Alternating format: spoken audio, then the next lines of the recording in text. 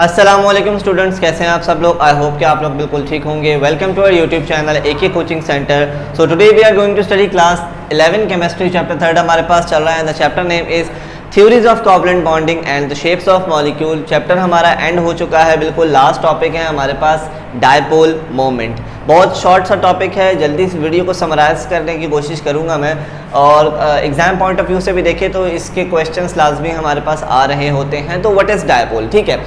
Dipole जो है दो वर्ड्स का मजमुआ है। डाय का मतलब होता है दो, पोल होता है कि जिसके अंदर दो पोल यानी कि दो चार्जेस जनरेट हो जाएं किसी भी मॉलिक्यूल के ऊपर, एक पॉजिटिव और एक नेगेटिव। और मोमेंट का मतलब वैसे तो लम्हा होता है, लेकिन यहाँ पर मोमेंट का मतलब है the distance between two charges, ठीक है। जो एक पॉजिटिव और एक नेगेटिव चार्ज जो बन रहा है या दो पोल जो बन रहे हैं उनके दरमियान का जो डिस्टेंस है वो कितना होता है, तो वो हम उसको डायपोल मोमेंट का नाम दे रहे होते हैं। अब डायपोल मोमेंट को अगर हम जो है इसकी डेफिनेशन को अगर स्टडी आउट करने की कोशिश करें तो it is defined as the product of magnitude of the charge and the distance between the positive and negative charge, negative centre, ठीक है।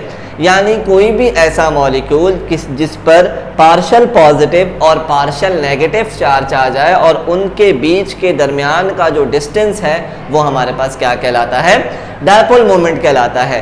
कोई भी ऐसा मॉलिक्यूल जिसके ऊपर पार्शल पॉजिटिव और पार्शल नेगेटिव चार्ज आ जाए, लेट सपोज कि जैसे हमारे पास एक मॉलिक्यूल है जिसको हम HCl का नाम देते हैं।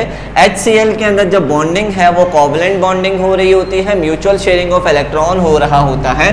बट HCl के अंदर क्या होता है कि जो इलेक्ट्रॉन जो शेयर हुआ होता है, ये पेयर ऑफ इलेक्ट्रॉन शेयर होता है, ये क्लोरीन इस इलेक्ट्रॉन को अपनी तरफ खींच के रखता है, क्योंकि क्लोरीन की इलेक्ट्रोनेगेटिविटी की जो पावर है वो ज़्यादा होती है और हाइड्रोजन की कम होती है। अब इस वजह से होता ये है कि हाइड्रोजन के ऊपर पार्शल पॉजिटिव और क्लोरीन के ऊपर पार्शल नेगेटिव चार्ज आ जाता है, यानी कि जो मॉलिक्यूल हमारे पास बनता है ये डायपोल मोमेंट बनता है। इसके ऊपर मतलब पोल्स जनरेट हो जाते हैं, तो दो पोल्स जनरेट हो उसको हम डायपोल मोमेंट का नाम देते हैं, ठीक है।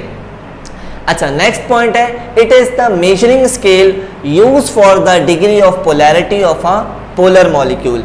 किसी भी मॉलिक्यूल की जो है पोलैरिटी मालूम करने के लिए इस स्केल को हम या डायपोल मोमेंट को हम जो है मेजरिंग स्केल के ऊपर हम इसको इस्तेमाल कर रहे होते हैं। और कोई भी मॉलिक्यूल है, पोलर मॉलिक्यूल है, उसकी पोलैरिटी कितनी है, यानी कि जो दो मॉलिक्यूल्स हैं उसके बीच का डिस्टेंस हमारे पास कितना है, जो दो डिफरेंट चार्जेस हैं उनके बीच का डिस्टेंस हमारे पास क्या है, वो हम लोग डायपोल मोमेंट के अंदर है इसको as a measuring scale use करके इस्तेमाल कर रहे होते हैं और पता लगा रहे होते हैं।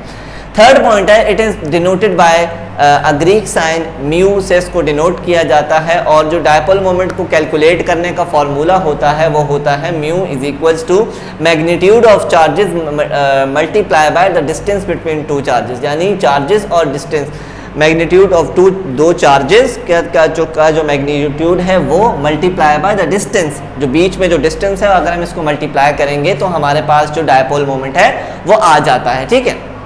अब अगर हम बात कर लें इसकी यूनिट की तो इट्स ऐसा यूनिट इस कूलम मीटर, ठीक है, इसलिए इसको कूलम CM से जो है डिनोट किया जाता है। बच्चे समटाइम इसको CM इस तरीके से लिख देते हैं, लेकिन इस तरीके से बिल्कुल भी नहीं लिखना है क्योंकि ये सेंटीमीटर हो जाएगा। तो C थोड़ा सा बड़ा एंड मीटर इस तरीके से लिखा जाता है, इसकी यूनिट होती है।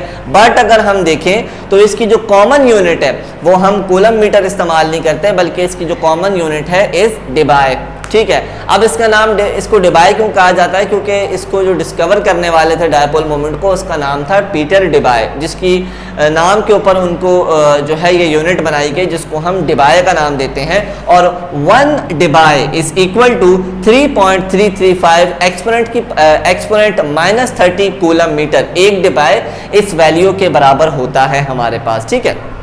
तो ये तो थी, मैंने कुछ शॉर्ट इंटरव्यू जो है इंट्रोडक्शन आपको डायपोल मोमेंट के बारे में दिया।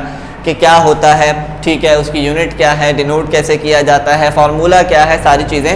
अब मैंने आपके सामने कुछ मॉलिक्यूल 10 एक मॉलिक्यूल लिखे हैं और इन मॉलिक्यूल की हम जो है वो पोलैरिटी मालूम करते हैं। तो find out the dipole moment of the following molecule. Paper के अंदर भी आपके पास इसी तरीके से डायपोल मोमेंट के कुछ मॉलिक्यूल्स आएंगे और आपको उनका डायपोल मोमेंट जो है वो कैलकुलेट करना होगा। तो सबसे पहले अगर हम यहाँ इन सारे मॉलिक्यूल्स की बात करें तो सबसे पहले H2। अब H2 क्या है? H2 हमारे पास क्या है? एक नॉन पोलर मॉलिक्यूल है, क्योंकि ये दो सिमिलर एटम से मिलकर बना हुआ है, यानी कि इसके ऊपर चार्जेस जनरेट नहीं होंगे। दैट मीन्स कि इसकी जो डायपोल मोमेंट की जो वैल्यू आएगी वो क्या आएगी? 0 आएगी, क्योंकि जाहिर सी बात है चार्ज जनरेट नहीं होंगे तो वैल्यू हमारे पास क्या आती है? 0 आएगी, क्योंकि ये क्या है? होमो डायटोमिक मॉलिक्यूल है, दो सिमिलर एटम से मिलकर बने हुए मॉलिक्यूल है ये H2। इसी तरीके से अगर हम O2 की बात करें तो O2 भी सेम इसी की तरह क्या है? होमोडायटोमिक है, यानी कि दो सिमिलर एटम से मिलकर बना हुआ है। तो इसकी भी जो म्यू की जो वैल्यू है या डायपोल की जो वैल्यू है वो हमारे पास क्या आएगी? 0 आएगी।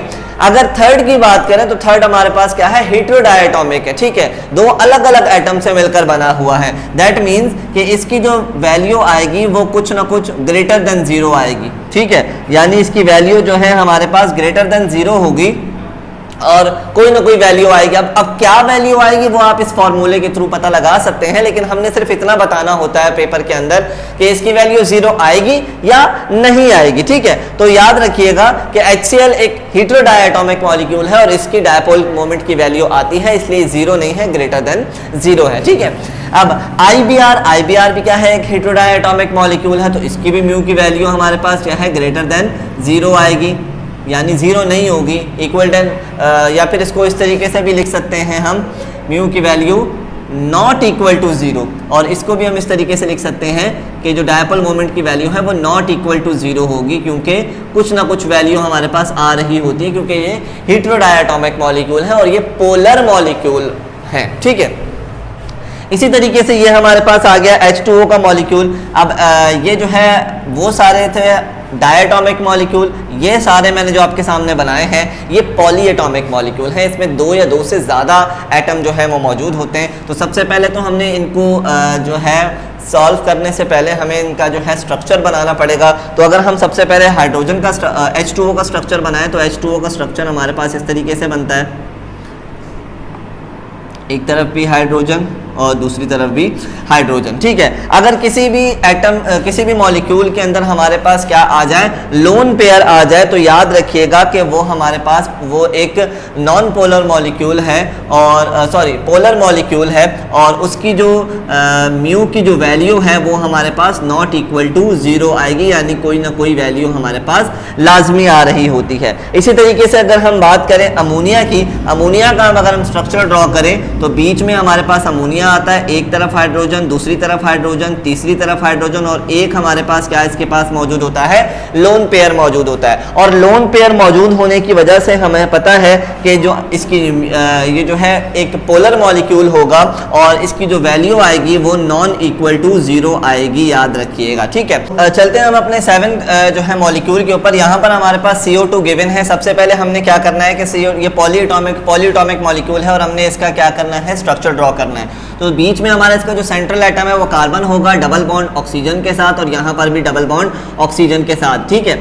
अब हम यहाँ पर देखते हैं कि जो कार्बन है, कार्बन के ऊपर कोई भी जो है लोन पेयर मौजूद नहीं है। तो हम क्या करते हैं? लोन पेयर जब मौजूद ना हो तो हम उस मॉलिक्यूल की सिमेट्री चेक करते हैं, यानी कि उस मॉलिक्यूल को बीच से कट करते हैं और देखते हैं कि उसकी दोनों साइड जो है वो बराबर आ रही है कि नहीं आ रही। तो जब जैसे ही हम कार्बन डाइऑक्साइड के मॉलिक्यूल को बीच से कट करते हैं सिमेट्री चेक करने के लिए, तो हम देखते हैं कि उसकी जो दोनों साइड्स हैं वो बराबर आ रही होती हैं। किसी भी मॉलिक्यूल की अगर दोनों साइड बराबर आ रही हों, दैट मीन्स कि वो नॉन पोलर मॉलिक्यूल है, और नॉन पोलर मॉलिक्यूल की जो म्यू की या डायपोल मोमेंट की जो वैल्यू आती है वो हमें पता है कि वो 0 आती है, ठीक है। तो यहाँ पर जो कार्बन डाइऑक्साइड के मॉलिक्यूल की जो वैल्यू आएगी वो 0 आएगी। इसी तरीके से अगर हम मीथेन की बात करें तो मीथेन अगर हम चारों तरफ से इसको जो है स्ट्रक्चर ड्रॉ करके देखें तो चारों तरफ हाइड्रोजन है, कोई जो है लोन पेयर मौजूद नहीं है। बीच में से इसको कट करेंगे, जब बीच में से कट किया जाएगा तो दोनों साइड बराबर होंगी। दैट मीन्स कि ये नॉन पोलर मॉलिक्यूल है और यहाँ पर भी जो म्यू की वैल्यू है वो हमारे पास क्या आएगी,